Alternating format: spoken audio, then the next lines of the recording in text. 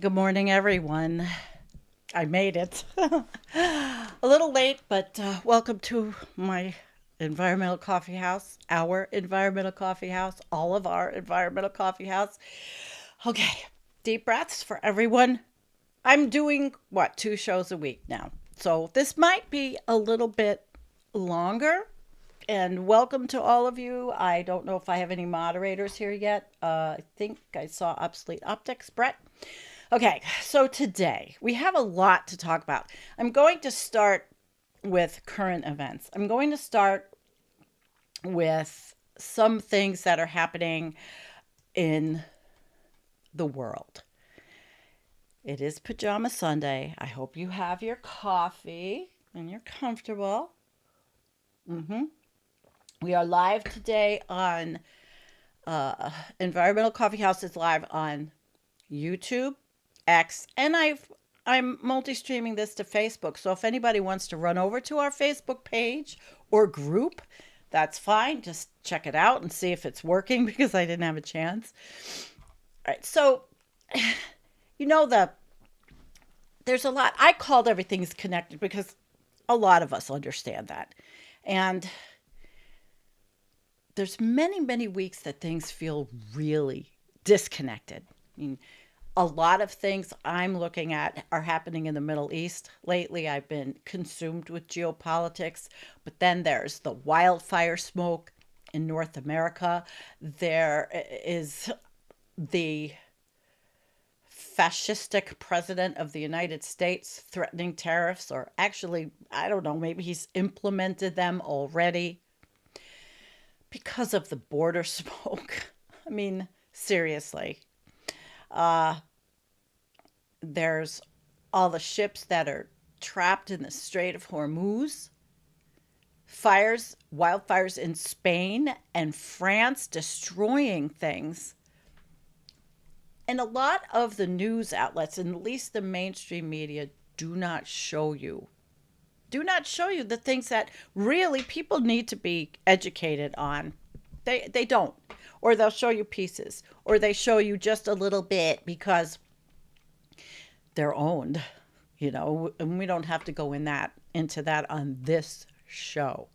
But the way they present it, it's so lost, in my opinion. So here we are. Every single story that I'm going to talk about has to do the bottom line with overshoot, resource depletion, climate disruption, and real political short term thinking, and our economic system that continues to consume our planet, and ecological limits that are not existing, and the loss of Richard Heinberg.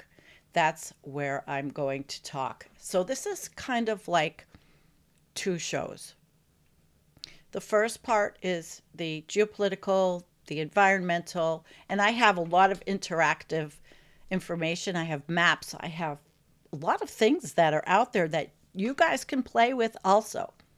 But to me, and I'm so upset that I've not interviewed Richard.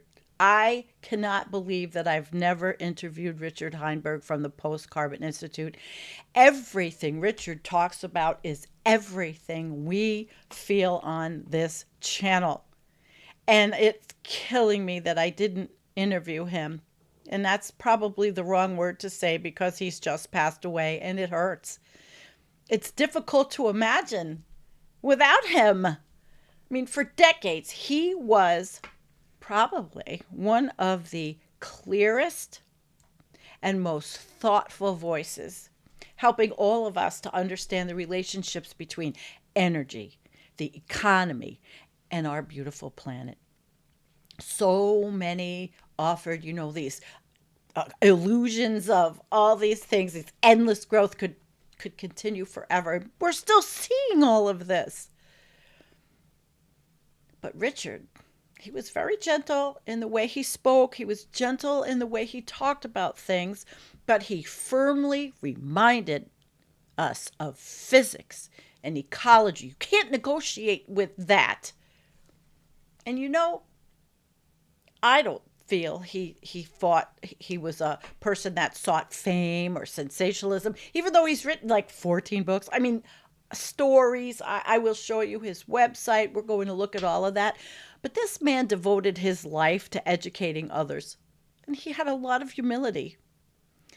And he had intellectual honesty, which is not easy to find anywhere these days.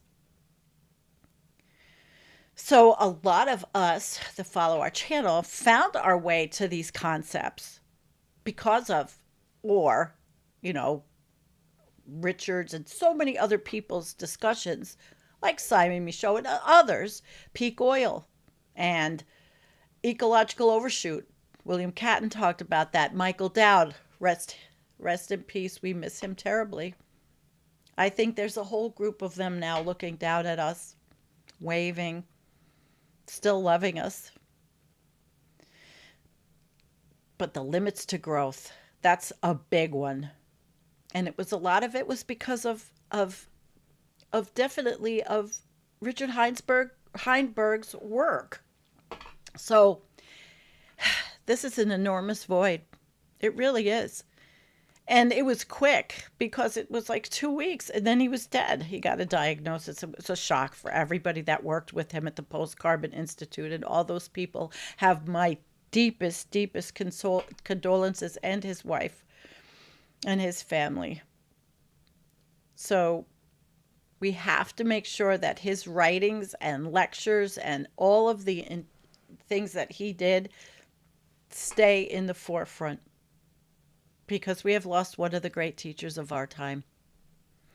And he will be profoundly missed by me, by us. So we'll talk about him later. And I will promise not to cry. Even though it's Pajama Sunday and I should not have makeup on. All right. So I want to talk about, of course, something that I talk about a lot, and that is the Strait of Hormuz, the events in the Middle East. But I want to talk about something a little bit different. Nobody talks about what happens to the ships that sit there and can't go anywhere, or the ships that get sunk. What's the ecological damage? No one talks about it because no one gives a shit. Not no one, of course. You know how I am. People don't talk about this on the media. And with all of the things that are happening, there was a new science study, which I'm gonna look at. They recently warned if commercial ships become stranded in the Persian Gulf for weeks or months, which is what is happening with the closing and the opening and the Orange Menace not knowing what he wants to do because he wants to stay in power in this country. And they want to lie about Iran having nuclear weapons. If you saw Pete Hegseth's testimony to Congress, he was a sweaty liar. And all they do is repeat the same garbage. But you think about all these ships, and the study has to do with thousands of vessels that carry marine organisms on their hulls and in the ballast water. And what happens to all that? Right? So instead of just cargo, all those things that are going to be invasive species all over the world are now going to pollute. It doesn't affect people. War changes ecosystems. I drive it home on all my shows. We have done so many shows since this started in February about the environment and what's happening in the Middle East. And I don't know who else does what I do or what Antonio and I do, and Antonio will be back with me soon. And then, I want to show you some things about ships that are bombed, right? So what happens when they sink? Oil spills. And the heavy metals and the fuel and the chemicals and the cargo, destroying the coral reefs even more than they are destroyed. Toxic sediments and what happens to the marine mammals? Fish spawning grounds, seabirds. All these food webs. It's just over and over. We saw it in the Gulf War. We see it in these bullshit tanker wars, the Red Sea, the Black Sea.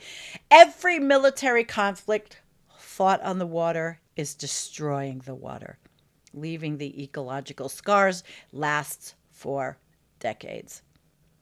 But it's always economics. Always economics. And in the United States, what's the big discussion? How much fucking gas is. That's the discussion. That's the main discussion. That's what people talk about. Or they talk about ancillary, oh, they can't have nukes. But that's the Republican talking point of bullshit.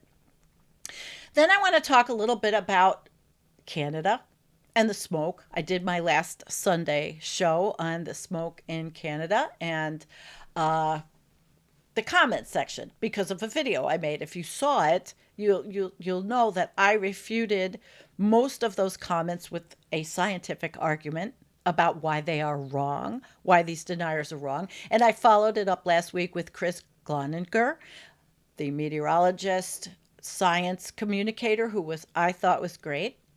And, in Canada, Canadians risk their lives helping the United States. I'm flying a Canadian flag here.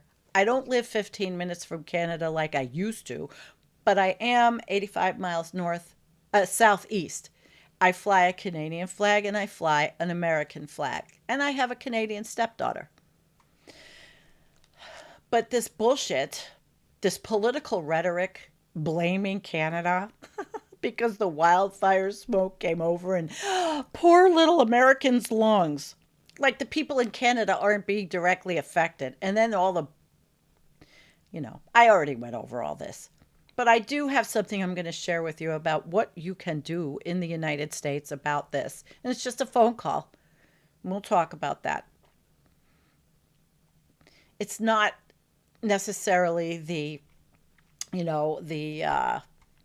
arson that they want to talk about, or the poor forest management. I mean, it's been said over and over about, there's millions of acres that cannot be swept up or Roomba'd, like the Orange Menace would like to say. So all of these things, these prescribed burns or fuel, reduction, but it's not happening in those places because it can't. But what is happening? Climate change is drying all of these landscapes. All of it. So we know what I went through last week. It's just the weather and, weather is today's conditions and all of the, decades and one hot days and climate, all that garbage, which really annoys me. And especially the CO2 is plant food garbage. Okay, it is, right? So is water. And too much water kills plants. And there's flooding all over the world. Are people talking about the flooding like, lots of water. And meanwhile, Colorado is dying of drought. And farmers in western Colorado are selling their cows because they can't feed them. They can't water them. There's no grass. Of course, that's overshoot because Colorado's people move there. They're building communities and people are taking the water. And of course, then there's data centers that come into that. So that's the beginning. And we're going to talk about what we little tiny things we can do to help Canada. And I have something from Adam McKay, which is quite incredible. Really incredible we're going to talk about. So first we will talk about the topics I want to with the wars, which is just prodding along, pushing along, ecosystems collapse. And who's talking about healthy forests, healthy oceans, stable climate, pollinators, healthy soils, fresh water, our life support systems? I talk about it because I live it. And a lot of you live it. And I've been seeing butterflies. And I'm so happy. I sit on the back deck and I have pet chipmunks. I have all kinds of different birds that come in because of my feeders, which I do have to put away or clean up at night because of the bears that I'm potentially attracting. But our actual life support systems are going. I mean, it's going to be going, gone. But of course, even though I really like to study the geopolitics, it's not urgent because of gas prices. How much is gas? How come I can't travel? So we're watching everything. Everything is connected. All of the polycrises, all of the biodiversity loss, all of the resource depletion. I mean, I go down the list.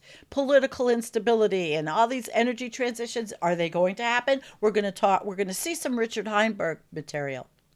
And food insecurity, migration. These are not separate, my friends. Everything is interacting. That's why we say we are living through a polycrisis. All of the smoke and the ships, all of this, the wars, the tariffs, the droughts, the orange menace, they're all connected. Floods, everything. So that is what I am talking about today. Okay? First, we're going to go over to, and I want to say hi to everybody that has joined. I'm thrilled. I know it's early, and a lot of people probably either are doing things. If you're in the East, it's a beautiful day so far. It's hard to do this, but it's okay. I'm still hanging in there with the Sunday mornings. And I would like to go over here and start with some articles. And then we're going to look at some other interesting things because there's so many things to play with and so many different kinds of research studies. But the first one and I'm not reading them all, but I will have everything in the show notes. The Red Sea crisis, sunken cargo and spreading oil slicks trigger major ecological emergency. And when I write my notes, which I worked on last night, I was really tired, but I use articles, I use Wikipedia, I use reference books I might have. That I have so many books that so many scientists have written that it's a lot of work, but it's good work. And I'm always continually upping my education. So it's good. It's good for me. It's good for you. Because it's good for me. It's good for you. So spreading oil slicks. This was from July 24th from Eco Discussion. Red Sea crisis. Now, this is the Red Sea they're talking about. Threatens coral reefs, marine life, and coastal livelihoods as oil slicks and sunken cargo create a growing ecological emergency today. So warships that are firing, tankers are burning, and this is pretty good. The Red Sea is once again turning into a graveyard of broken ships. Here we go. So why is it? Well, because attacks by Iran-backed Houthi militants on ships sailing near the Bab el-Mandab Strait have picked up sharply, which wouldn't have happened. Why would this not have happened? Because, do we know the answer? Because of the orange menace and the blue turd over in Israel. Saudi-bound and I'm sorry, I'm not saying their names. Saudi-bound tankers have been struck. Some vessels have turned back mid-voyage rather than risk the crossing, and global oil prices have jumped past $100 a barrel. That's what they care about. Each strike raises the grim possibility of stricken ship slowly leaking fuel, cargo, hazardous chemicals into one of the most biodiverse marine environments on Earth. And how are they damaging? This is, routine. This is 101. How does this shit damage the Earth? When a damaged vessel breaks apart, its fuel tanks rupture and a slick can stretch for many kilometers across the surface. Oil coats coral reefs, chokes fish gills, and poisons the plankton that feed the entire food chain. Red Sea's reefs are considered unusually heat resistant and scientifically important, which makes the long-term risk of damage even more serious for global marine science, not just local ecosystems. So who pays the price? Of course, it's people and wildlife, animals. Coastal communities in Yemen, Sudan, Eritrea, Egypt, and Saudi Arabia, they rely on fishing and tourism. And they're not going to survive any kind of major spill, which is, I mean, we will see something horrible. Fishing families, they might not have any formal insurance and limited savings. So single bad season can push a household into debt. Do you think anybody in the United States cares? Besides us. So what can be tracked? And we're going to see this. We're going to see some tracking mechanisms. And this is kind of really cool. And in concluding, this one, the Red Sea is no longer only a shipping story. It's an environmental and livelihood story that touches everything. Coral reefs, fish stocks, food prices, and daily income of coastal families far beyond the region. And until these attacks stop, monitoring the slicks, protecting vulnerable coastlines, and supporting the communities caught in the middle, in between, it must move faster. It absolutely. So the first thing I'm going to show you is, well, actually, I'm just going to show you really quickly the another article, but this shows. It shows scientists warn of global marine invasive species. I talked about that earlier already. You look at all the ships, you can see them. It's crazy. But this is the research, that the most recent research that some of the news stations are picking up. I don't know what mainstream media is picking it up. Some of these online people are picking it up. This is closure of the Strait of Hormuz may trigger a bioinvasion super spreader event. And you know what that means. So I don't want to read the abstract because I already talked about all of this, and we know ship layups and we know all about these things. But the vessels, they have arrived with biofouling organisms from a wide range of source regions and are now acquiring and will likely depart with extensive biofouling communities of microbes, algae, and invertebrates from the Gulf region. Who thinks of this? Researchers, scientists do. Does the average person care that their waterways in another country, like Florida, for example, may now get even worse with different types of organisms and things from the Gulf that don't fit there? We don't know. And yeah, am I critical of all this? Of course I'm critical. It's my nature right now. So what I want to do, I mean, they have some nice graphics of, here's one that you can see on this one, where all the ships go. It's interesting to see where the ships go, but it's insane. I mean, it's really like insane because as we are supposed to be, maybe going down on our fossil fuel use. Okay, right. It's more than ever. It's more than ever. So they talk about the Strait of Hormuz, which connects the shallow, soft, sediment-dominated, hypersaline Persian Arabian Gulf with the adjacent, deeper, and more rocky oceanic Gulf of Oman. The Persian Arabian Gulf is a semi-enclosed sea with an average depth of 35 meters, characterized by high salinity and temperature, limited water exchange, and strong evaporation. So, summer surface water temperatures can reach approximately 38 C and winter temperatures between 15 and 20 C, with salinities often exceeding 40 PSU. Recent data revealed significant increase in the spatial and temporal extent and average number of marine heat waves in the region. That's a Jim Massa talk. But of course, the conditions are relevant to biosecurity risk because of the remaining stress-tolerant taxa that are more likely to survive the transport, which is just what we were talking about here, right?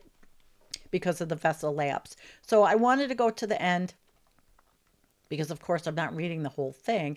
I want you to. I don't know. I put everything in the link, but it's basically the prolonged mass layup of vessels in the Gulf region, together with conditions favorable for biofouling development, represents a significant risk factor for the large-scale dispersal of NIS upon resumption of global shipping operations. I did see a video or an article where they were talking about $8,000 a ship for divers to get under each ship to scrub off some of this stuff. And where does it go? It lays down in the bottom there.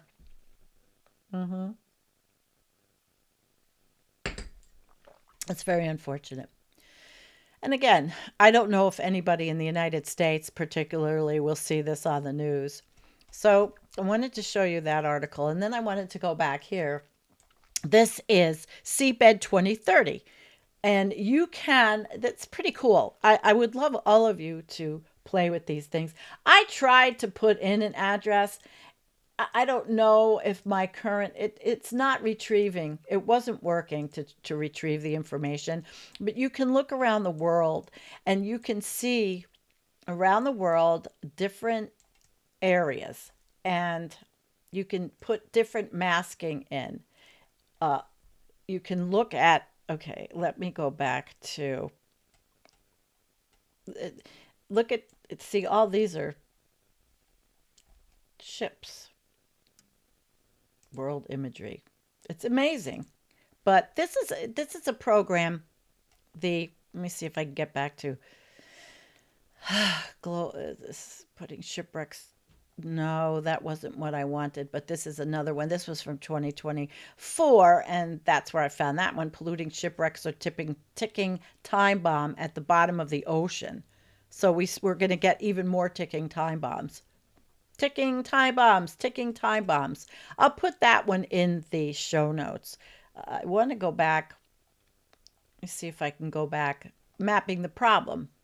Okay, so that was work by researchers such as Paul Heersink, have drawn together different data sets to help visualize the scale of the channel, yet these figures and the position of the dots on maps may also give a false sense of certainty. This is 2024, remember, before all this nonsense is going on. But this is a map of Second World War shipwrecks. This is just shipwrecks from the Second World War that have been sitting there.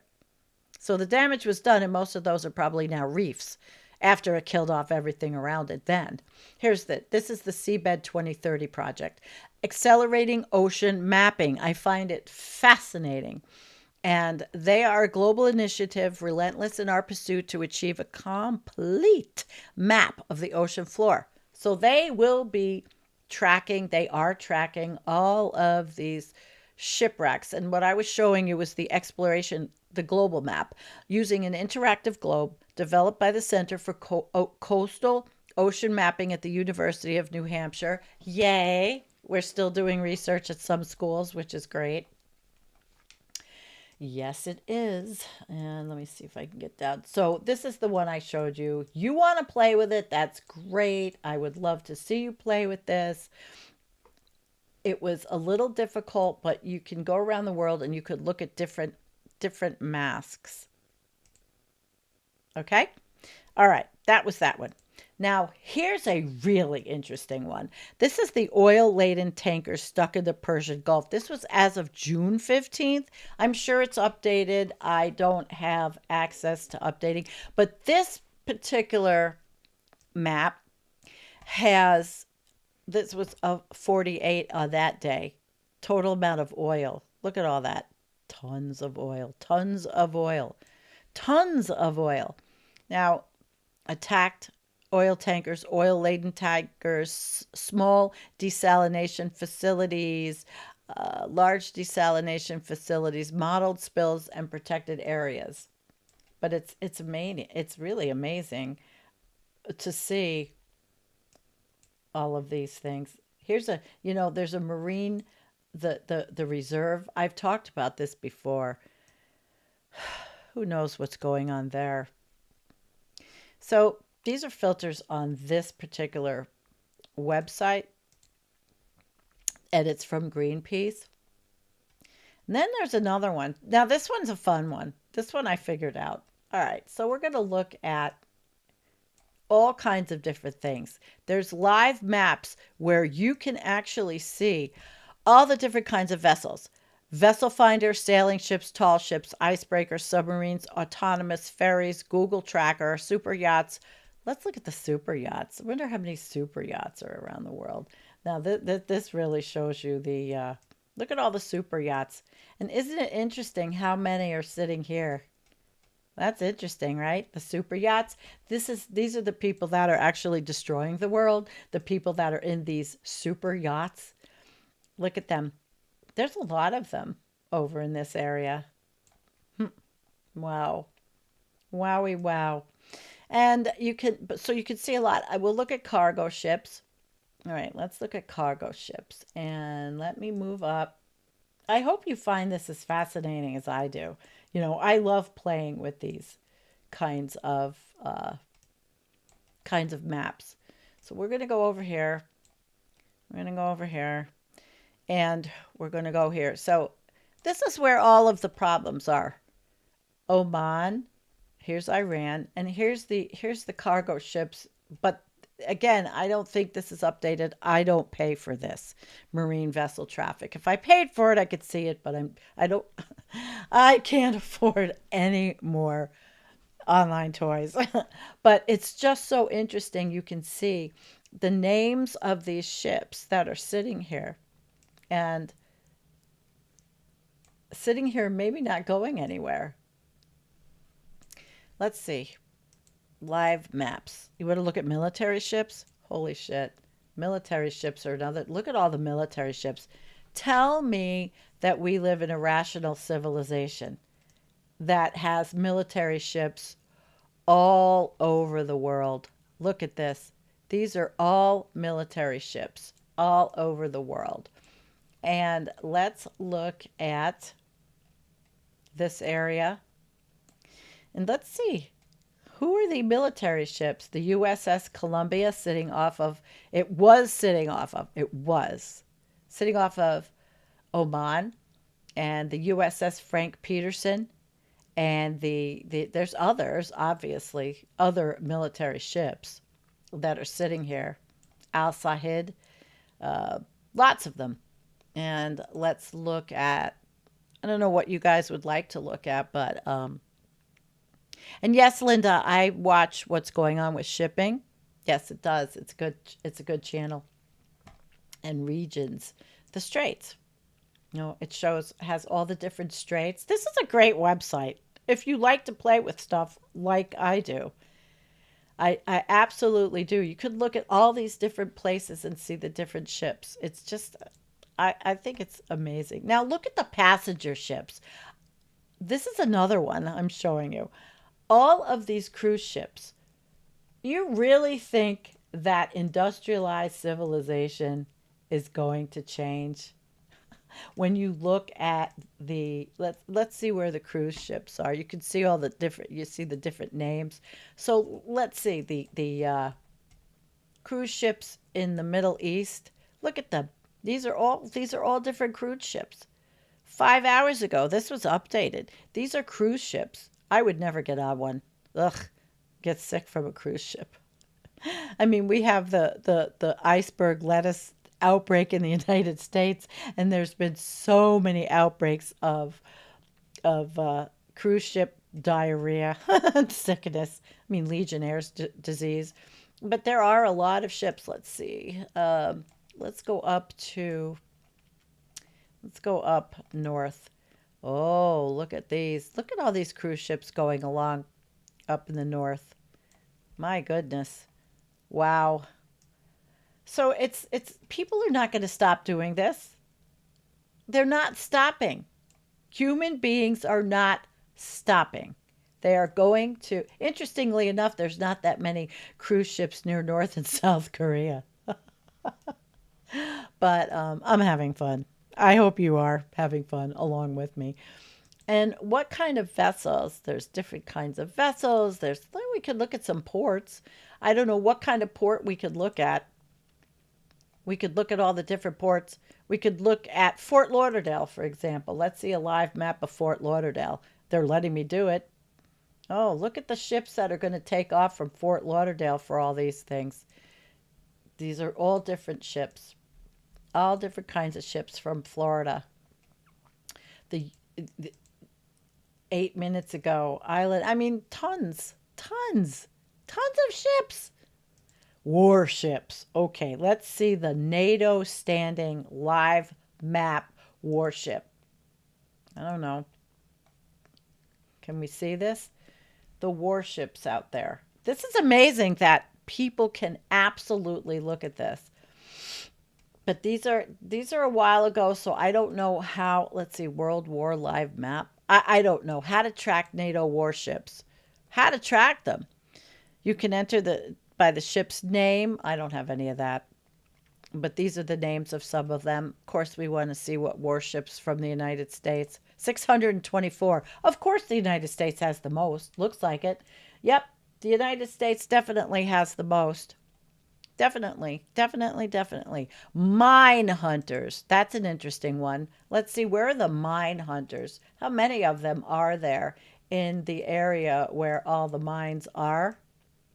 Let's go. Let's go. Let's find the mine hunters. Doesn't look like there's that many where we need to be. Or I'm just having problems. All right. Do you see any mine hunters? It doesn't look like there's mine hunters anywhere. Oh, wow. So there's a ton of things you can do with this. And I'm just having fun right now.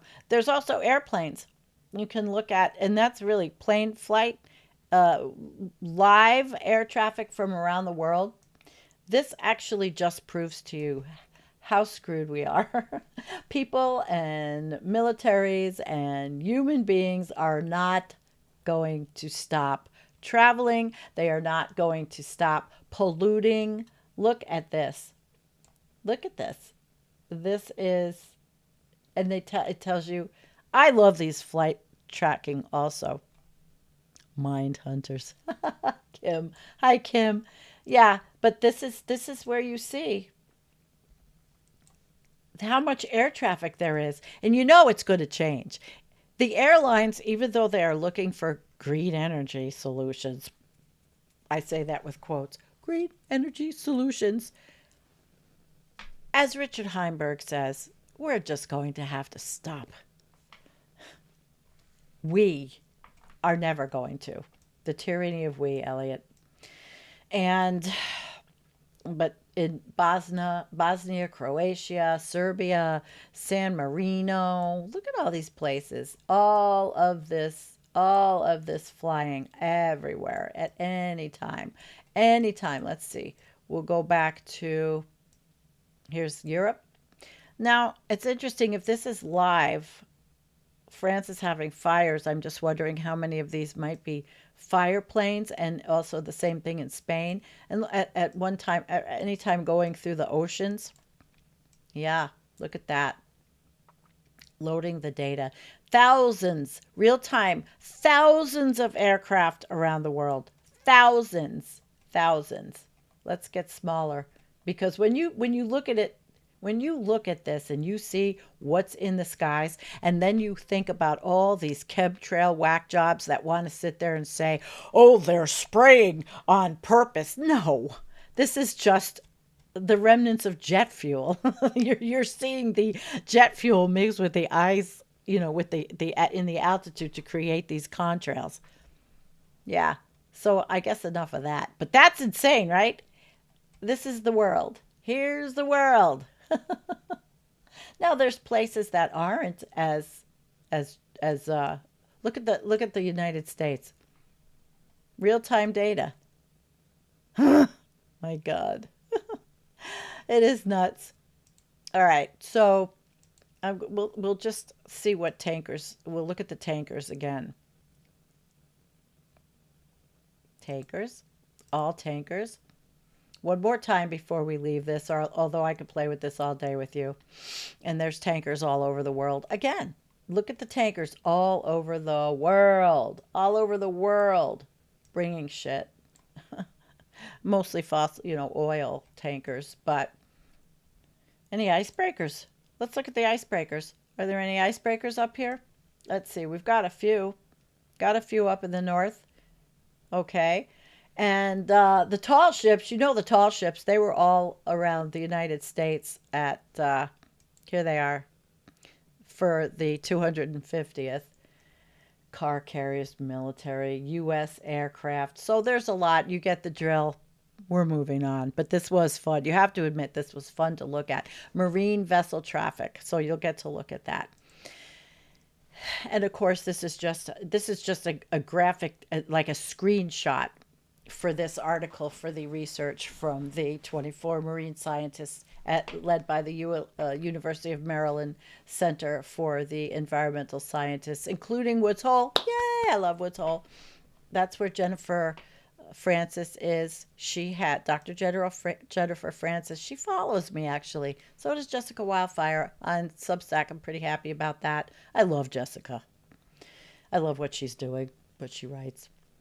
So we've talked about this already. So now we know. Now we know. And this was the research. All the links will be in there. And now we're going to move on a little bit to live updates. Extreme heat. This was from today. Extreme heat and strong winds fuel wildfires in France and Spain. Firefighters are tackling fresh blazes while others have been contained, and hundreds of thousands of people have been forced to flee. A new heat wave forecast hit Europe to make conditions worse. It is just awful. 300,000. You understand that number. 300,000 people to evacuate. Yesterday, on the Climate Crisis Club, there was a gentleman from Portugal who was talking about last year's fires in Portugal. He was talking about a kitty cat and how this pet kitty cat hid under a cluster of, I suppose it was a bush, something, something it hid under. And the kitty cat made it. And when the kitty cat was with him, a month later, the kitty cat passed away from all of the smoke inhalation. Just think of that little kitty cat and times that by millions. Vocaholic had videos on her X that showed the horses being, dragged to water. All of that. I did not want to show that today. I didn't, because I cry. I cry when something's dead on my property. I have chipmunks for pets. I get upset when my cucumber plants don't do well. So, it's hard for me. So I decided for you to spare you. You can go on X. You can go on, she's on Blue Sky. She shares her stuff. She's an amazing person. It's amazing. But this is just awful. And the president of Madrid, Isabel Diaz Ayuso, said on Sunday that the full scale of the devastation was only starting to emerge after firefighters slowed the advance of the wildfires overnight. More than 22,000 hectares, or about 54,300 acres, have been burned across the region. This is a small country. These are small countries. So far, 43 homes destroyed with 300 others severely damaged. It's going to rise, though, as we have never seen before, she said, in Villamanta, a municipality of Madrid. So Spain is suffering. Spain is absolutely suffering. And here's the wildfire smoke from Bordeaux, severely degrading our air quality. Mayor Thomas Cazenave told journalists that no evacuations were planned. So if you don't have N95 respirators and you're living through that, you might just end up like that little kitty cat.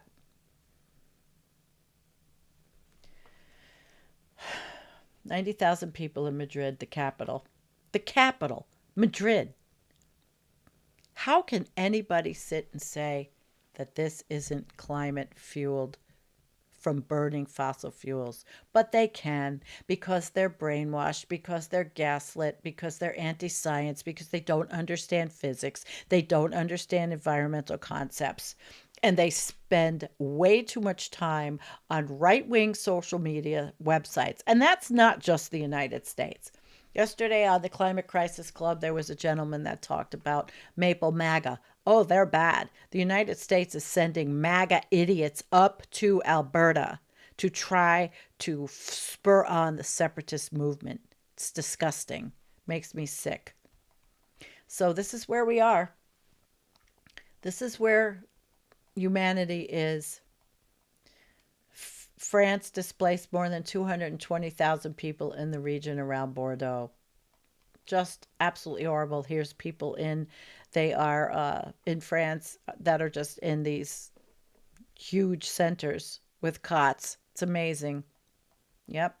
A summer of extreme set the conditions for Europe's wildfires. And this is the New York Times. And they talked about here, though it is difficult to connect a single wildfire to global warming, scientists said broiling temperatures last month, which hit both Spain and France, were made likelier because of the burning of fossil fuels. Just come out and tell everybody already.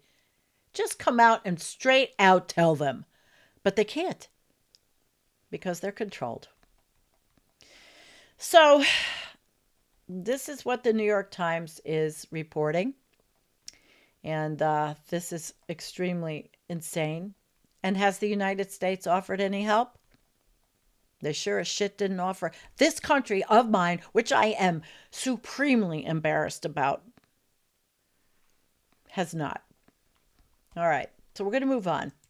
And this is an article written by Jeffrey P. Johnson, who I believe was part of the Climate Crisis Club yesterday. Canadian-American special relationship is dead. You know how much that hurts me, who lived right near the Peace Bridge, and I went to Canada. I went to Niagara on the Lake. I had friends that live in the Falls. I had employees that would come over the bridge every day. I have a stepdaughter that lives in Ontario. My daughter and I would go to concerts up there. It's just awful. And that was the skyline. And I showed you, you saw my videos. So it's very sad. And he talks about this. Basically, I don't have to read it because he's saying the things that we need to know. Wildfires are destroying vast swaths of boreal forest as well as decimating First Nations communities. And this is horrible. This is absolutely horrible. What I said last week about cleaning up around these communities can be done, but that's about it. They had no time. The wildfires are generating toxic smoke, choking Canadians. Instead of offering assistance, U.S. President Orange Fascist Pants and his minions seek to punish Canada for the transnational smoke arising from the wildfires, which are larger and more intense than ever before due to climate change. However, science-denying Americans falsely claim that Canada could somehow have prevented this situation. It just makes me crazy. And I'm sorry, maybe I delegitimized my channel by using, certain little fun names. But it's very hard for me when I watch the correspondence dinner and I see Donald Trump, who thinks, the orange fascist menace, who thinks he's being cute, get up there and try to play Steve Bannon's playbook to flood the zone by saying he's going to run for a fourth term in the United States. Everything about him is wrong. Everything about what's happening in the United States is wrong. And I could be called a democratic socialist, a lefty, for even talking about things. I'm a communist, don't you know? So MAGA attacks Canada. This is my congressman, Nick Dick. I call him Nick Limp Dick Langworthy, an adherent of U.S. President Donald Trump. He said, Americans should not be forced to breathe hazardous air year after year. What an idiot. There's a guy running here. Look him up. His name is Aaron Geis, Geis. a wonderful candidate for Congress here. He really has a chance to win in this very rural, very red district. Langworthy is horrible. He says, feigning ignorance of the undeniable role that climate change plays in wildfires. This is no longer a one-time emergency. It's becoming an annual public health crisis. This is unacceptable. Fuck you, Nick Langworthy. Fuck you, Nick Langworthy. There, sorry. I'm definitely delegitimizing my channel. I'm sorry. I'm emotional, and I do not like this guy. He's even worse than the guy that was before Tom Reed, who had to resign from the Congress because he was a pervert. I mean, what's new for Republicans? There's a few. Throw in a few. Eric Swalwell. Throw in a few Democrats. I mean, I think it's like, but I think the Republicans really tip the scales as to who is a disgusting pedo pervert. Never mind that the Trump regime has withdrawn from the Paris Agreement on climate change. The MAGA congressman declared that he would contact members of parliament and the Canadian ambassador to demand answers about the devastating impact Canada's forest management failures are having on Western New York, the Southern Tier, and communities along the United States. I live here. We know. It happened in 2024 when I was gardening and I had to wear a mask outside. I really am not able to look at all the comments until after. If there's anything you want me to look at, please put a Q in front of it for me. So Nick Limpdick Langworthy is the worst congressman. He's such an ass-licking toady. He makes me sick. And I absolutely think that people here in my community are realizing what a loser he is. Aaron Geis is so far superior in morality, in everything, in all of the things he stands for. I hope to work for his campaign. And I'm not even, I'm like not even a Democrat. I am a middle of the road. I'm left of center, for sure. We're holding Canada responsible for the fact that they are not maintaining their forests and brush therein, and the United States is being unnecessarily invaded by filthy, polluted, and unhealthy air, on top of immigrants, the quality of which is dangerous and totally unacceptable, Orange Turd wrote in a July 17th post. So, of course, I have so many names. I have so many names for that guy, and memes that I've made. So Doug Ford, who is not so wonderful himself, but he's premier of the Wildlife Ontario, he hit back at Americans. If there's some politicians out there chirping away, well, maybe you should do what you should do rather to complain is send support and send help. And I don't like him. I don't think a lot of Canadians do. So this was a really good article, and I will have it in the show notes. And the conclusion is Donald Trump, the United States, is an imperialist power that seeks to dominate the Western Hemisphere. The regime has invaded Venezuela, threatened to take Cuba, and continues to talk about annexing Greenland and Canada. And Trump is now using the climate crisis as yet another excuse to wage economic warfare on Canada. And I will add that the Congress voted on the NDAA because they are all racing to cash their APAC paychecks. I had to add that one in. So this guy, I really liked what he wrote. And so what can be done? What can be done? Here.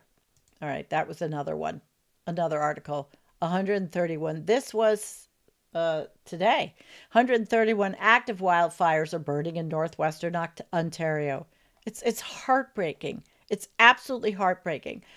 Evacuation orders for Dryden, for Thunder Bay, for Fort Francis. I mean, it's just heartbreaking. What can you do?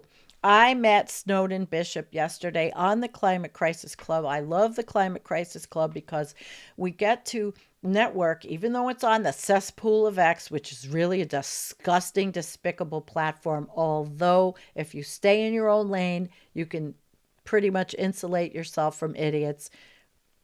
All right.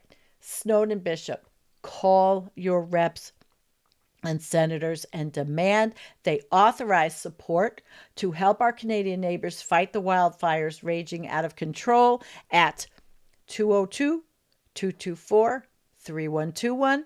Canadians always help us when we're in crisis. Instead of helping, POTUS is punishing them. Canadians send equipment and firefighters who risk their own lives fighting catastrophic wildfires in the U.S. How does Orange Turd thank them? Instead of offering assistance, he seeks to punish Canada for the transnational smoke. And she says, I'm ashamed of my country. Who here in this chat is not? That is American. So thank you, Snowden Bishop, who I just met yesterday, and I can't wait to have more of a relationship with off of X. Yeah. So that's what you can do. And we'll go back to that. 202-224-3121. Call your senators. Call your congresspeople. Tell them you are disgusted. You don't always have to leave your name if you don't want to. But you know what? It's a phone call. Pick up your cell phone. Use it for good. Complain. Now we're going to move over. We're going to do a little moving over to Adam McKay and what he's doing. And then the second half of the show is going to be a tribute to Richard Heinberg. Again, I say it's a long show because I'm only doing two lives a week because of my schedule outside. And you know how I am. I have to work around my back pain. And right now, I have not doing too bad. It's only moved to my trigger finger, which I developed now 3 weeks ago, and I have to sleep with a sprint. It's always something. Getting old is just not for the faint. But the shoulder killed me. The other day, I took my brand new, wonderful, battery-powered pole saw and cleaned up a lot of stuff that needed to be. It was really hard to cut the trees because I felt so bad, like I was hurting them.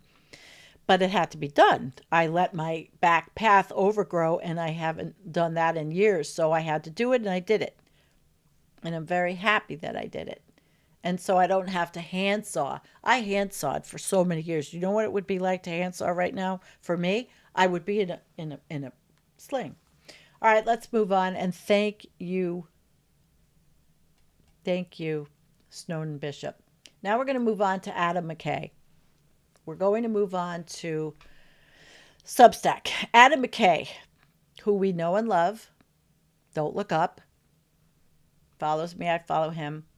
Yellow Dot sent this letter calling for disaster preparedness, signed by scientists, meteorologists, climate writers, and concerned citizens to every governor, mayor of a New York City, and mayors of the biggest city in the world. It is also placed in more than half a dozen of most. It has also been placed in more than half a dozen of the most prominent news outlets and papers in the U.S. There's a link at the bottom you can sign. Share widely if you can. I expect every single one of you to participate. So many people, thanks to our corrupted news media and political system, have no idea the danger we are facing. And if you can, donate to Yellow Dot. So here it is. To all governors, mayors, first responders, and anyone entrusted with public safety, disaster preparedness, and relief. We, the undersigned, consisting of scientists, meteorologists, and concerned citizens, which I really would have loved to be a signature on this, are greatly alarmed by the lack of public discourse, urgency, and planning surrounding what is impending large-scale and historic public emergency. More and more data and modeling every day indicates we are within 3 to 5 months of experiencing the most dramatic El Nino warming event in recorded history. Give me a break for a second. Okay. Ocean temperatures in the Central Eastern Pacific will rise between 5 to 7.5 degrees Fahrenheit, which is 3 to 4 degrees Celsius, peaking Now, peaking in October of this year. This will trigger a heating escalation through 2027 into 2028 that will push already dangerously high planetary air and sea temperatures to near catastrophic levels. This El Nino driven warming will lead to significantly more global floods, fires, droughts, deadly heat events, dangerous turbulence in the air traffic. Think back to that map I just showed you of air traffic. Deadly turbulence. And most concerning, a significant threat to food supply chains, crops, and power grids. The previous strongest El Nino occurred in 1877, leading to 40 million deaths worldwide from famine. And this coming El Nino looks to be even stronger. And even more critically, it will occur on top of already record high sea and air temperatures. Many of us through the years have attempted to warn the public during human-caused rapid warming events about the increased risk of extreme weather events. We have had to watch as historic fires destroyed 2 cities in an unprepared Los Angeles. An actual hurricane hit Asheville, North Carolina. Campers were swept away and killed by flash floods in Texas. Corpus Christi runs out of water, and on and on and on. Everything we talk about on Environmental Coffee House. And I'm not even to 5,000 subscribers. Can you imagine? But the scale and threat of this coming warming event is simply too large to ignore in the name of business and politics as usual. States, cities, and counties should be immediately reinforcing riverbanks and lakes against the all-time high cresting numbers, increasing funding for firefighting and rescue, running geological tests on populated hillsides, bolstering power grids, building more tornado shelters, cooling and high ground centers, increasing lifeguards and warning systems for beaches, informing citizens of potentially life-threatening increased risk. Instead, the signatories of this cry for action and mostly see silence and inaction. But for those that still take the responsibilities of their office or appointment or job as something sacred and more important than career or donor money, please, we urge you not to dismiss this letter. Adam McKay, Mark Ruffalo, Joaquin Phoenix, Jane Fonda, Dr. Peter Kalmus, Bill McKibben, Aileen Gentry, Rory Kennedy, Rainn Wilson, Woody Harrelson, Javier Bardem, Hannah Einbinder, Chris Glonginger, who was my guest last week, Rose Abramoff, Chelsea Handler, David Sirota, Elliot Jacobson, who's also been our guest, Leon Simmons, who we follow, Dr. Britt Ray, Dr. Genevieve Gunther, Daryl Hannah, Shel Winkley, Rosemary DeWitt, Jamie Henn, Mandy Moore, Cheryl Nelson, Steve Markley, Dr. Margaret Klein Solomon, who I've interviewed, Sarah Hyland, Nathan James Robinson, PhD, Evan Peters, Shira Piven, and Sandra Shellis. Should have been on there. And here it is. The link will be in the show notes, okay? And you can fill this out. I expect all of you to do this, please. Please, please, please. So everything's in here, and I really do want you to, please, you have 2 things of action in this show. The call to senators in the United States and congressmen about Canada. Let them feel your disgust. And Adam McKay. Okay? And follow me on Substack because I'm on there. And in fact, I'll show you really quickly my profile. What I did was, Justin McAfee wrote a great article, by the way. I share a lot of things. But I did do this video. I put this up. This was a video documentary I made narrating a Richard Heinberg piece where he spoke about his experience within a cult-like setting. I don't know if any of you remember it. I wanted to use this piece because Richard wrote it and a lot of people didn't know his participation in a spiritual community. I was studying cults in 2023 and I repackaged this in 2025.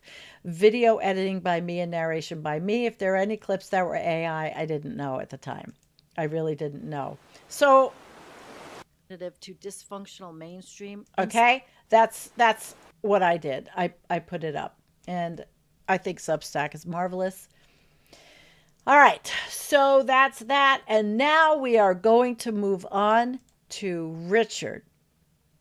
What I want to do is take a break. Now, this is a bit long, so if you need to stretch, but I thought this video was great. It was from January 2025. He did have 2 months ago a last interview, I believe it was, with a very small channel. I did not take it from there because mere people know me and they're absolutely not going to mind that I play this, but I want to play this. So watch this video and I can stretch and take a break, which I absolutely need. And I'll get this on. Hang on. Okay. I'm going to get him on and we are going to enjoy hope this. to do is not sort of provide a gee whiz solution to climate change, but help us maybe wrap our heads around This the is nature really of good. the problem itself, or hopefully in in a new or different way. So, um, energy transitions are a big deal. That's a good starting place. Why are they a big deal? Because energy is everything. Literally everything we do requires energy. So when a society changes the basis on which it obtains energy and uses energy, basically changes everything about the society. Historically, energy transitions have been slow. They've produced losers as well as winners. They are typically unpredictable in the ways that they're going to transform societies, and they're usually driven by opportunity. If you're interested in knowing more about this subject, a very good book is Vaclav Smil's Energy Transitions, appropriately titled. So what are we talking about with energy transitions? Harnessing of fire 1 million years ago, that was a biggie. And beginnings of agriculture, sometimes people don't think of that as an energy transition, but food is our most basic biological source of energy. And so the introduction of agriculture really changed human societies. It was an energy innovation as much as anything else. And of course, the Industrial Revolution of the last 300 years, starting in England and spreading around the world, based on the use of fossil fuels, initially coal, then also oil and natural gas. It's changed our home life. It's changed how we get around. Um, and it's enabled us to increase our population. At the beginning of the Industrial Revolution, we had about 1 billion people in the world. Today, we have a little over 8 billion people. That's an extremely rapid and dramatic growth in population, unprecedented in the human story.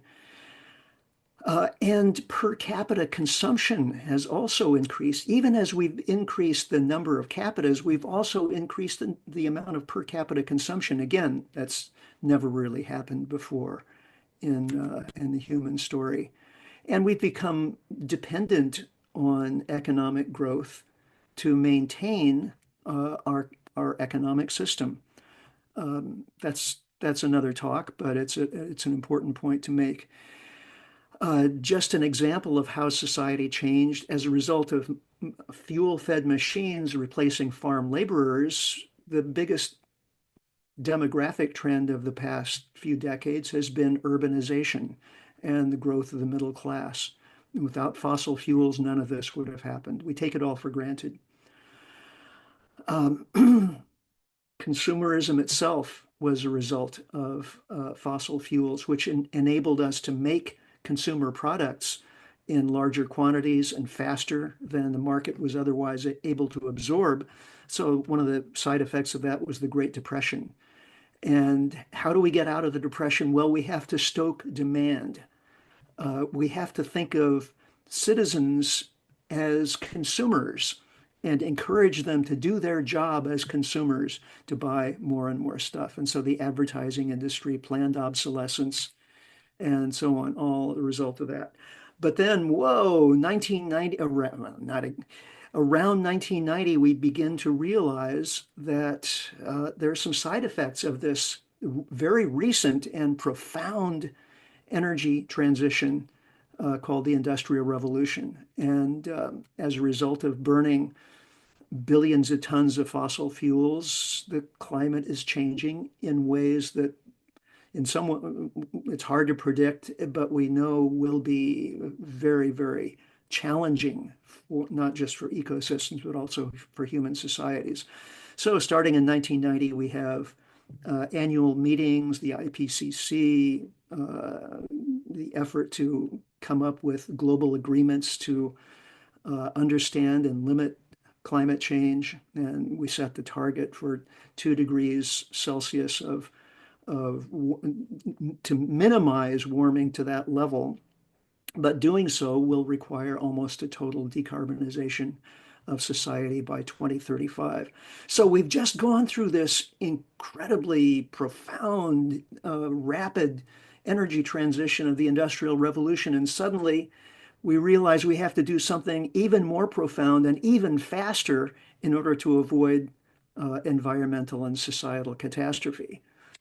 This is the biggest challenge, perhaps in all of human history, a technical challenge, also a social challenge. And the bad news is so far the transition is not happening at sufficient scale or speed. So let's look at my reasons for making that bold and kind of gloomy statement. Okay, here's the good news. Renewable electricity generation is growing dramatically, and especially from wind and solar. And the idea, of course, is to replace energy from fossil fuels with energy from renewable sources like wind and solar. Some people say we should include nuclear, whatever, something other than fossil fuels, something that doesn't emit carbon into the atmosphere. This is a little bit gloomier slide. This is all electricity production. And you see solar, wind, hydropower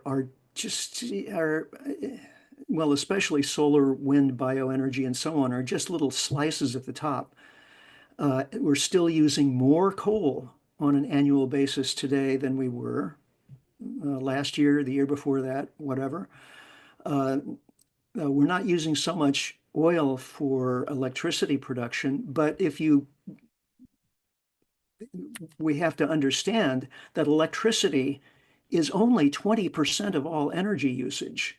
It's a very important 20%. Electricity is a very versatile and important way of using energy. It's not actually an energy source. We generate electricity using various means, but still it's only 20% of all the energy we use. So here we go with all energy, and you can see we're still using traditional biomass, burning wood for heat and fuel as we were doing at the beginning of the Industrial Revolution. We're actually burning more of it now than we were then, but we've added coal, oil, natural gas, nuclear, hydropower, and all these other things, and they're all still growing as a result of population increase, as a result of economic growth. All of this is still increasing.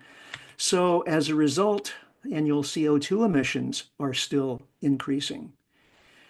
So that right there tells us the energy transition is not succeeding so far. CO2 as a percentage of the total atmosphere still increasing. We're up to around 420 parts per million now. And of course, we're seeing increasing temperature anomalies. Optimistically, at the Paris meeting in 2015, it was agreed we'd try to keep warming to 1.5 degrees. Well, that's kind of out the window now. 2024, we were at 1.6 degrees C. So even 2 degrees is starting to look very optimistic. So what's the problem? Why aren't we able to do this? Um, One is economic growth, which I've mentioned, the fact that society is hooked on growth. And if we're growing the economy, that means we're growing the amount of energy that we're using because it takes energy to do everything that we do in the economy. And most of that energy is going to come from fossil fuels because that's what's available right now. So economic growth is to blame, but also scale, sheer scale is the biggest hurdle. We use such vast quantities of energy.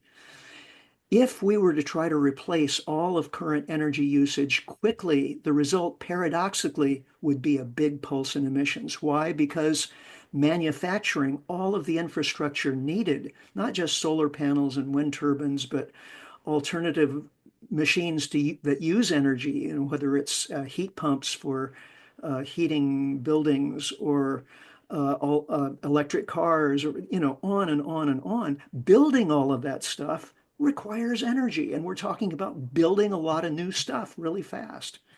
So where's all that energy going to come from? In the initial stages, uh, roughly 80% of it's going to come from fossil fuels because those are the energy sources currently available. One study suggests that it would be about 5 years worth of emissions at current rates that would be produced just by the transition itself, in addition to the energy that we're using for all of manufacturing and transportation and agriculture and so on. That's just kind of normal business. So that's not good news. So the title of this is, 7 steps to a real energy transition. So let's say, just for the sake of argument, that we really were serious about doing this energy transition. What would it actually take? So let's see. I mean, somebody else might come up with 8 steps or 2 steps or something, but I think all of these steps that I'm proposing are really essential in one way or another, however you characterize them or group them.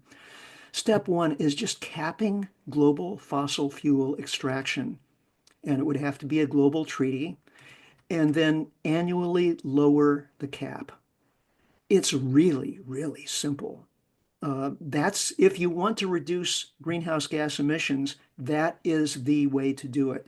I wrote a book back in 2007, and it wasn't my idea. I was using the ideas of some other people at the time about how to create a kind of global treaty along these lines. I was framing it around the problem of peak oil rather than climate change, but it's basically the same thing. Step two, manage energy demand fairly. So if we're reducing the amount of energy available, then we have to manage the demand for that energy. Otherwise, the economy is going to go haywire. And there are ways of doing that. And smart people have been thinking about it again for roughly 20 years or so. And here's a little picture of what the market for tradable energy quotas might look like. Tradable energy quotas, British idea for how to basically ration energy as a scarce resource under conditions of an energy transition. Okay, so if you're going to introduce rationing, that means you got to do some communication. You've got to help people understand, why is this happening? Why should I participate? Why is it a good thing? It's going to require sacrifice. This little poster here, rationing means share and share alike. That's an actual US poster from World War II, when we were rationing all kinds of things, food particularly, but there was rationing in Britain and other countries as well. It's a very effective way of managing the public's material expectations in times of shortage. Step four, aim for population decline. Now, I mentioned earlier, population has grown by 800% since the start of the Industrial Revolution. It's still growing by around 70 some million people per year, which is not negligible. And as we grow the population, it makes it even harder to solve the climate problem because all those extra people are going to want all the services that everybody else is enjoying, and that requires energy usage. So if we want to reduce fossil fuel usage, then we have to reduce energy usage through rationing and public education. But the whole thing becomes much easier if population is declining at the same time. And the good news is that's going to happen. And it's already happening in a number of countries, including Japan, China, US population is mostly growing through immigration right now. And many economists and mainstream media outlets are, raising the alarm and saying, "Oh my gosh, population is going to start declining. This means huge challenge for the economy." And so, no, this is an opportunity. It's going to happen one way or another over the course of this century. So we should welcome it as a way of helping in the energy transition. Step 5, target technological research and development to the transition. Okay, we love technology. Technologies deliver returns on investment, profits, easier living in various ways, and so on. But we've been targeting technology solely to the profit principle. Whatever technology is profitable, that's what we're going to introduce and support in various ways. Well, as a society, we have this huge priority right now that overrides profit or convenience or anything else, really. So we have to target technological innovation specifically to the transition.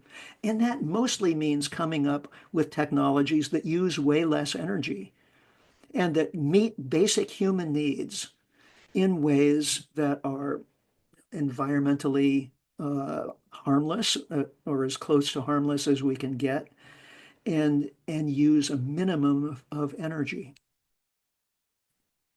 But most of our existing technologies don't fit that description.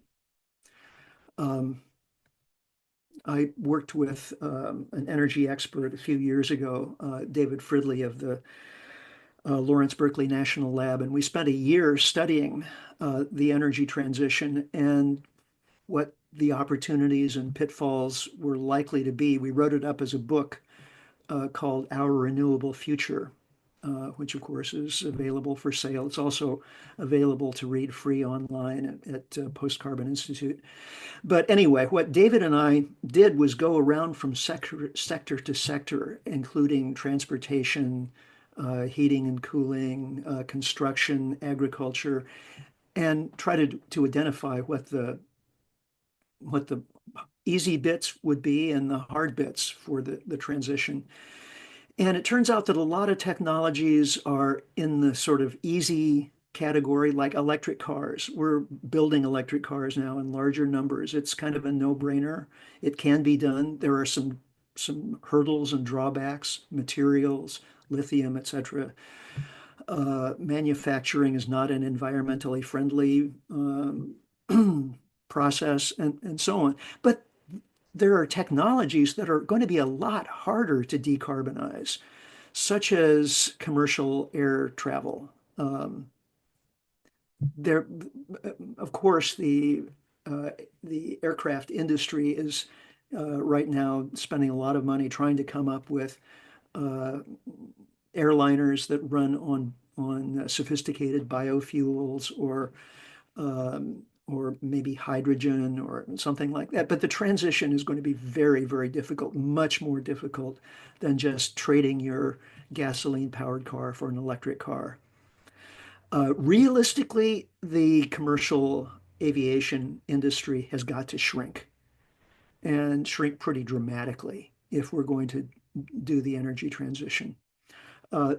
People don't like to talk about that, but it's the reality. And there are a bunch of other technologies that are in that same category. Making cement, yeah, there are ways we could make cement without, super high heat produced by fossil fuels. But right now, almost nobody's doing it. There are some pilot projects, but ramping all of that up by 2035 to, because concrete is the foundation of modern industrial civilization, quite literally. And we use billions of tons of it a year. So finally, we've got to take some of the carbon out of the atmosphere that's already there. And nature has ways of doing that. But right now, what we're doing with climate change and with many of our industrial processes is actually hindering nature from capturing as much carbon as it could. Nature is on the retreat, and we need to help nature uh, return. We need to restore natural systems, especially in ways that capture a lot of carbon. And in many cases, that's going to be land use dispute. People would like to use more land for highways, shopping malls, parking lots, uh, industrial agriculture, whatever. Uh, and restoring nature is going to require turning over more and more land to ecosystems. So none of these seven steps are really happening now, certainly not at scale, and none of them is going to be easy. All of them are going to be contentious and controversial. So I'm going to end with this kind of summary of where we are, and it's a bit gloomy, I have to say, but I think it's important that we understand where we are. So we're not just fooling ourselves with a lot of wishful thinking. Right now, our choice is between policies that would work. These seven steps that I've outlined for you would work to reduce greenhouse gas emissions and engineer a an energy transition that we could all survive and all live with. But it would require sacrifices. And because of those sacrifices, each and every one of those steps is currently a political non-starter. Or, on the other hand, we could choose policies that are politically acceptable but won't work. And so far, over the last 20, 30 years of governmental work on the problem of climate change, that's where all of the attention has gone. We'd all like to think that there's a third choice, something that would be politically acceptable and that would really work. But what if there isn't one? I raise that just as a point of discussion because we don't like to go there. We modern humans love to have answers. We love to have solutions. We're real solutionists, but all problems don't have solutions. And if we don't have an acceptable solution to this problem, how do we get through this? How do we respond to it? What's a responsible human attitude? What do we do with our lives in this context? So those are huge questions, and they deserve a lot of thought. And I'm not the only one raising those questions, but I think it's important that we give them attention. Okay, so that's. I hope you enjoyed it. I thought it was very important to show that. He has a last interview on a very obscure channel that I saw, and I did not take any of it, but Richard talks about the indigenous way of life, that indigenous people learned by their mistakes. They learned by trial and error. They understand and understood how to make the changes that industrialized civilization and all of us that are living in it are having difficulties with, put it that way. But I really hope you liked it because it was very, very important to see. And I do have other pieces, other things. I have something from him from a long time ago. I also have articles. Maybe I will share this little one more. I think this is the one. Yeah, this is the one. And this is kind of old.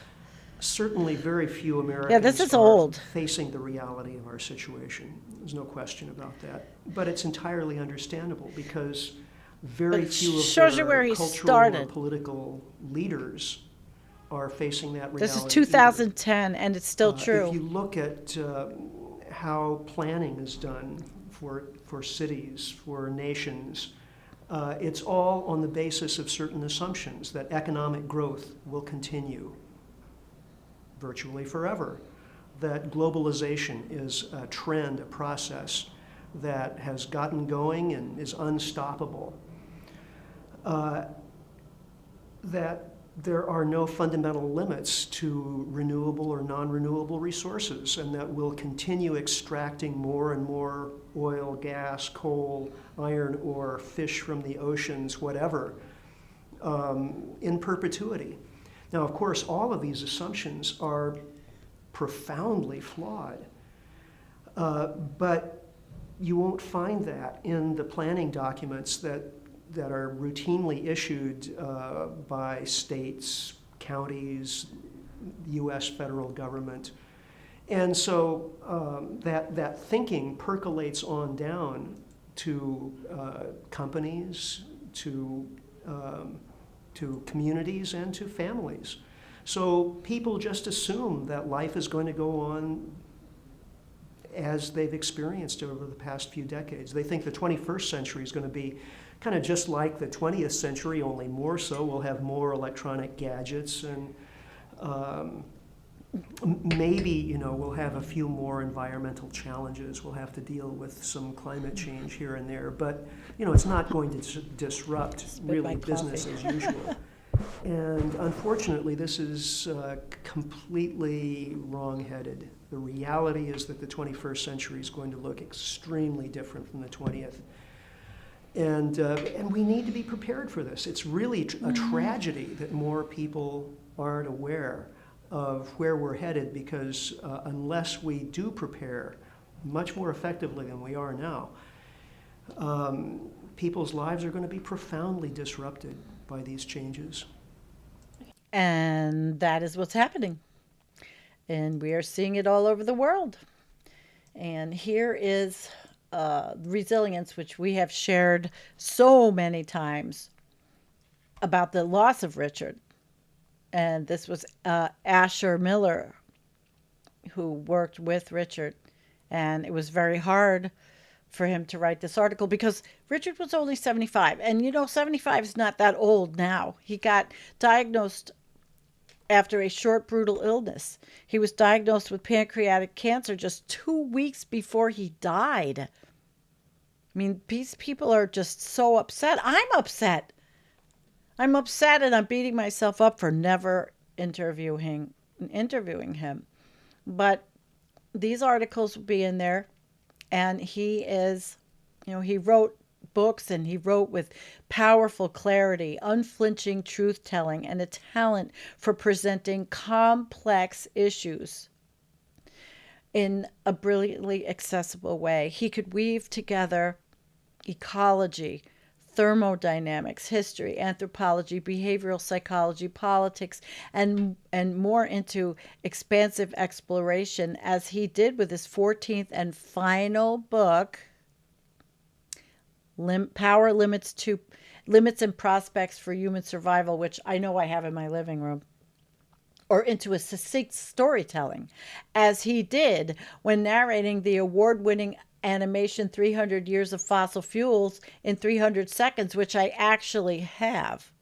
I have that to show. I'd like to know if the chat's interested. I will show it. I have it.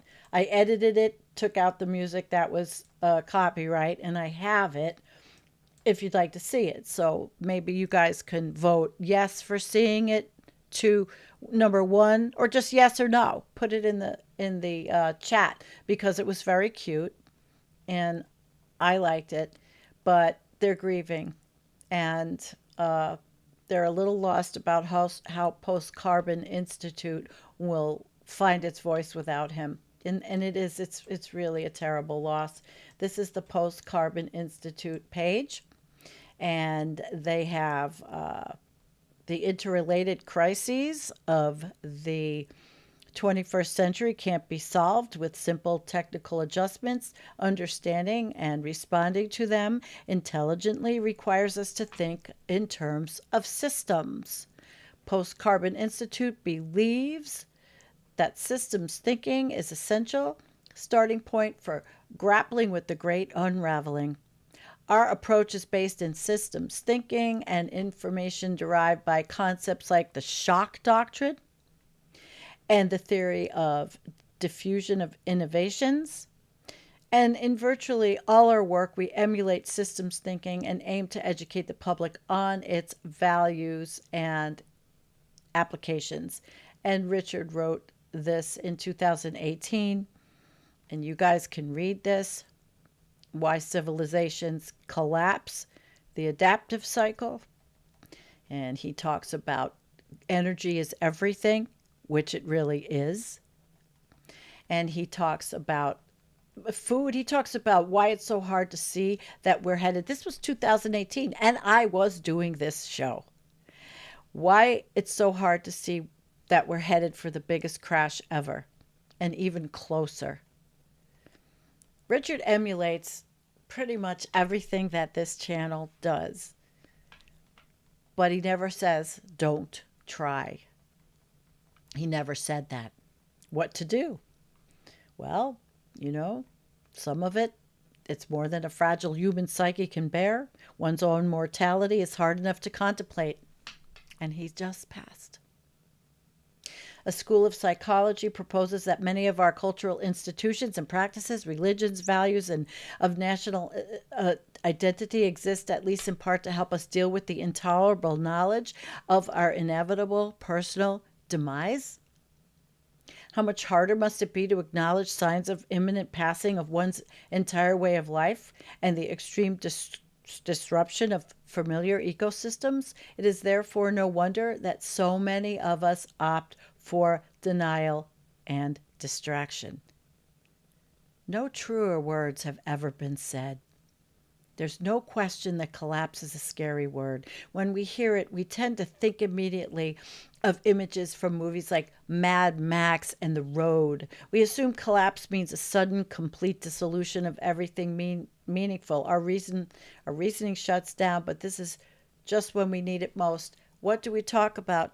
Collapse is happening slowly. It's happening by the fires, by the floods, by the political systems, by the wars, by everything that's happening on the planet right now. And he said it. Degrees of collapse. History shows that processes usually take decades and sometimes energies to unfold, although his most recent was it's going to be faster than previously expected. And it's very unfortunate. So this was very, very good. And he talks about the big picture, an understanding of the adaptive cycle, the role of energy in our overshoot predicament, adds both a sense of urgency and a new set of priorities that are currently being neglected and still are how many years later. There are wonderful people working on all this, but unfortunately, nobody is doing it politically, like he said. And community resilience. Act where you are. What do we say here? Local. Act locally. Act locally. Encourage resilience building at the community level. Right? Why undertake resilience building in communities rather than attempting to do so at the national or international level? It's because the community is most available and effective level of scale in which to intervene in human systems. National action is difficult these days, and boy, it's even harder now with the Orange Man regime and NSPM 7. They want to take away free speech. They want to punish you for going against the orange man. So I won't keep going on this one, but it's a very, very good article. And he also wrote, oh, no, no, no, that's not the one. All right, that one. Okay. So there was another one. He has a newsletter. I was going to read this, but I'm not. I want to talk with you a little bit. I don't know if I got the yes or no to playing the video, the fossil fuels video. It's very cute, actually. And, but this is good. He wrote this newsletter up until, I don't know, a couple of weeks ago. This particular one I had picked out because he talked about the 2026 energy crisis and our Wile E. Coyote moment. It's very good. I want you guys to read it. It's very important reading.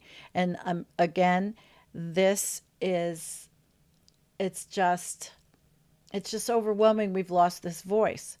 So did you guys decide you want me to play the video I took out of him? It's a cartoony video. It's very cute. Oh, yes, it was unanimous. Or, well, maybe it wasn't, but okay, let's see if I can, pull it up. Where is it? Hang on. Okay, why not?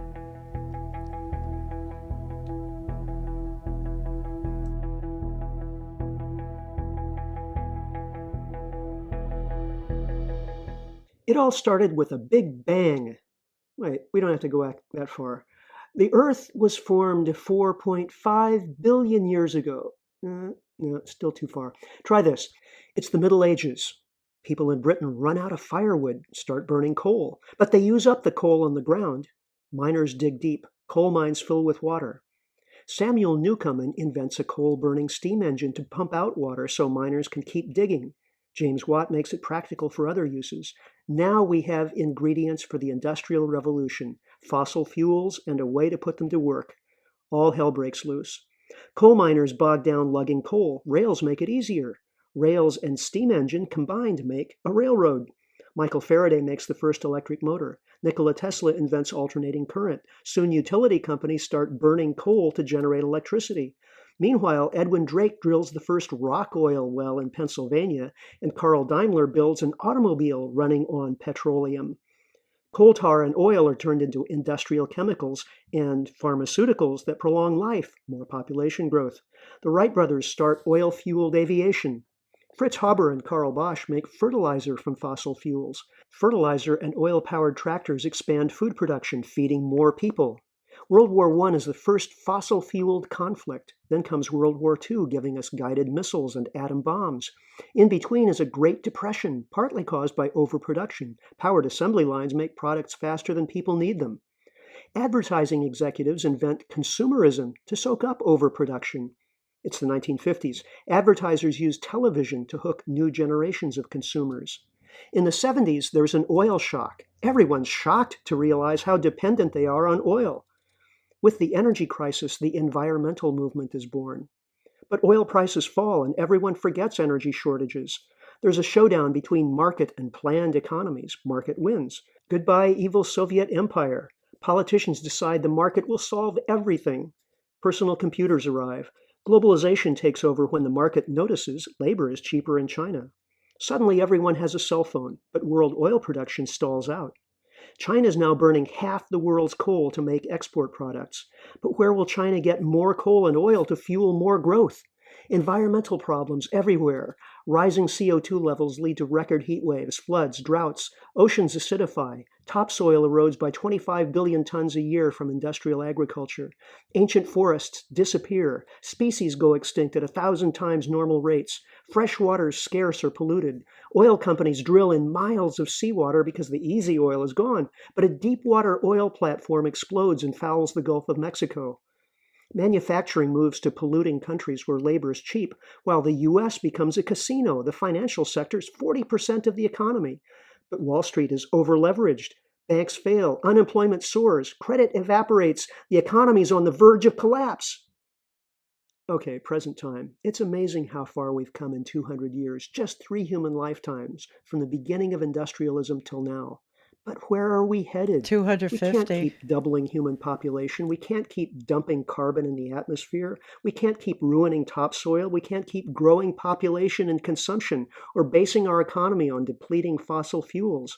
We can't just print more money to solve the debt crisis. It's been an exhilarating ride, but there are limits. Now, it's not the end of the world, but we have to do 4 things fast. Learn to live without fossil fuels, adapt to the end of economic growth as we've known it, support 7 billion humans and stabilize population at a sustainable level, and deal with our legacy of environmental destruction. In short, we have to live within nature's budget of renewable resources at rates of natural replenishment. Can we do it? We have no choice. Alternative energy sources are important, but none can fully replace fossil fuels in the time we have. Also, we've designed and built our infrastructure for transport, electricity, and farming to suit oil, coal, and gas. Changing to different energy sources will require us to redesign cities, manufacturing processes, healthcare, and more. We'll also have to rethink some of our cultural values. None of our global problems can be tackled in isolation, and many cannot be fully solved. We have to prepare for business as unusual. Our best goal is resilience, the ability to absorb shocks and keep going. If we do nothing, we still get to a post-carbon future, but it will be bleak. However, if we plan the transition, we can have a world that supports robust communities of healthy, creative people and ecosystems with millions of other species. One way or the other, we're in for the ride of a lifetime. That was a while ago. Absolutely a while ago. Hmm. And again, I'm just going to bring you back to his one of his last newsletters, which, there is such a plethora of amazing information by Richard Heinberg. And again, I'm not going to read this, but I really do want everybody to please, see Richard's work. One of the last things he wrote was this. He was talking about small modular nuclear reactors are a dead end. And he had some controversial viewpoints. And this one particularly, he's writing about nuclear power industry. And he was talking because he wrote this because of the global energy crisis. Yet for indigenous peoples, technology critics and old school environmentalists still oppose nukes, even in new, highly touted form. I agree with their critiques. In this article, we'll look at the current nuclear revival and see why it may end up being a zombie attack. So all of these things, this was in Countercurrents. Everything will be in the show notes. His newsletter, which I actually was going to end with, but I think we've done enough. I think I've showed you enough about what Richard's work was his books. There's so many books. There's books and other books in this. Power Limits is particularly a good one from 2021. And they talked about, there's one on by David Hughes on shale. A lot of stuff you can get through oil, power, and war, a dark history. Very prescient these days, right? And their issue areas, again, the big picture, the great unraveling, which they talk about, navigating the polycrisis of environmental and social breakdown. And they had some different projects that they were working on. Amazing people in this. Community resilience, talking about, well, what can you do? Strengthening the community resilience movement, because we all live in a community and that's what we have. That is what we have. And so there are projects related to that. And the energy transition, which of course he talks about a lot. And that last little graphic was really very cute. Energy is at the heart of the human predicament in the 21st century. I mean, I couldn't agree more. Absolutely. And we are in a transformational moment in humanity's energy story. We can no longer ignore the ever rising financial, social, and environmental costs of fossil fuels, nor can we ignore questions about what a truly remarkable, renewable energy future will look like. So go to this website and check up. I don't know what upcoming events they're having. They had something that was in May. It was Uncharted Territory, Finding Clarity and Purpose in Your Climate. I'll have to look for that. Choke Point, The New Urgency of Ending Our Fossil Fuel Addiction, The Hidden Power of Forests, Connection and Cooperation from Roots to Canopy. So you can see this is quite a website and quite a wonderful organization. And I am just devastatedly sad, and they have online courses. And some people have suggested taking some of the online courses. Think Resilience and Community Resilience Reader, Our Renewable Future, if you're interested in any of this. So there we go. This is what I have for you today, a tribute to Richard Heinberg, the huge loss of a climate leader, and extremely, extremely sad because, again, he was incredible. And I am, again, very sad that I didn't get to interview him. It'll take me a minute to get all the resources together to put everything in the show notes. I will. We're almost 2 hours. And I did not get to do too much of your questions. Thank you, Kim, for your super generosity. R.I.P. Richard Heinberg, a wise, caring man who illuminated our whole Earth planetary crisis. Thank you, Sandy, for sharing about this inspiring person, hope in community and action. Thank you, Kim, of the Climate Crisis Club. I thank you so much. There was one nice comment from Ernie, a bit of good news. The bats are returning. I was watching them last night. It's been 10 years since I've seen any. That is great. Ernie's up in Canada. We love Ernie so much. If you get to check out Ernie's channel is lovely. And another one, Kate said, make hemp. And Karen Russell said hemp is a great option. Snowden Bishop has extensive knowledge and research on hemp, which is great because this is what I have suggested to my farming community. And no data centers, not a big battery center, but let's grow hemp. Let's give jobs to the community with people that are that have a vision and to keep us clean. And it's not necessarily NIMBY. So one of the first things, yes, hi, Bella. Everybody was asking about you. It's great to see you, sweetheart. It's really great to see you. And no, I've never seen those jewels before, so that was kind of cool. All right, listen, we have the Environmental Coffee House flush of the day. And I absolutely want to flush something. I don't know what to flush, guys. I mean, there's just so many things to flush.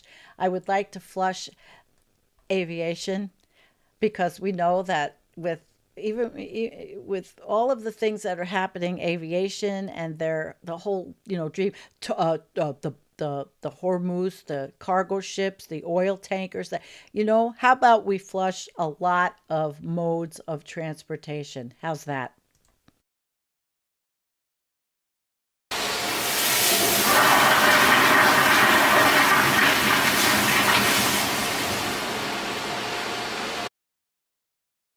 I thought that worked. We certainly, we can, yeah, flush the Republican Party. I would love to. But you know what? There's a few problems I'm having with the Democrats right now, too. But that's for a different show. And I want to thank everybody and thank you for that. Thank you so much. And we always flush capitalism. But we are going on 12 o'clock. So I will have this broken in half and make some shorts out of this until the weather changes, because it's summer and it doesn't last a long time here. I'm outside a lot, and I will be showing a few pictures of things that I am doing, like maybe, and I will show my garden, which I did make the video that it is the last year of my front garden, and I'm going to show you something really cute. If I can get this picture out onto the site, I'll just show you, the kind of thing I think is cute and exciting. If it comes out, look at that. On my green-stalk tower is my first eggplant growing out of the tall tower. Now tell me that isn't the sweetest thing you've ever seen. I wish I had more. I will do videos on the gardening, the Disabled Abled Gardener channel pretty soon. Things are growing and they're beautiful. And I'm working on fixing my irrigation system. At first I thought it was the old well pump. It wasn't. I tested it. I changed the filter. It wasn't. I tested it. It seems like it may be the timer. I put in a new battery. It didn't work. And I think it might have been a battery that was old and sitting in the drawer. So I have to go out and get a battery after this. And, but those are the things that I know we all love, everybody here. And thank you so much for everything. I'm hoping that I will be able to do the raised garden, the raised beds project. I'm going to need help. I'm not going to lie. I'm going to do a fundraiser because I am kind of, a retired poor, not poor. I'm not. I'm so rich in so many things, and all of these wonderful things that happen to me in life. Yeah, you're right. Darlene, big oil isn't going anywhere. Everything is made of plastic, which is made from big oil, of course. I mean, yeah, I understand that. All right, 2 minutes. Let's see, 2 minutes. Aw. See, we'll get it. I'll get it started because it'll be wonderful, and I will take videos of all of it. And there's, you guys, I have to tell you, I have a lot of love in my heart, and I do love the channel, and I'll always say we have very few trolls. We have wonderful, wonderful moderators. We have amazing followers. The channel may be small. It is growing all of a sudden, which is great. And hopefully once, the weather changes, which will be around, October, whatever, harvest season's coming, I will be canning. I will be busy. I'm traveling to see my mom, but I'm not flying. No flying. I'm not flying. I'm not flying. Absolutely, I'm not flying. I don't want to. And then in the winter, we'll move on to more shows. I do believe that let me see, the next show with Antonio is on, I believe we're doing the 9th of August. He's been very busy. He's been traveling. I'll let you know. I'm working on some new guests.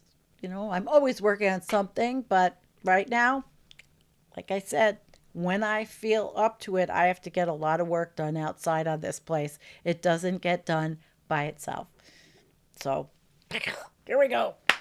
Yeah, I gotta get the work done. That hurt. All right, everybody, take care. And thank you so much. I completely appreciate everything. And I hope you learned from this show. R.I.P. Rest in peace, Richard Heinberg. A plethora of material and learning that he has left behind. He will be missed. He was a leader in our genre. A leader. Yep. I don't want to cry. I'm going to miss him.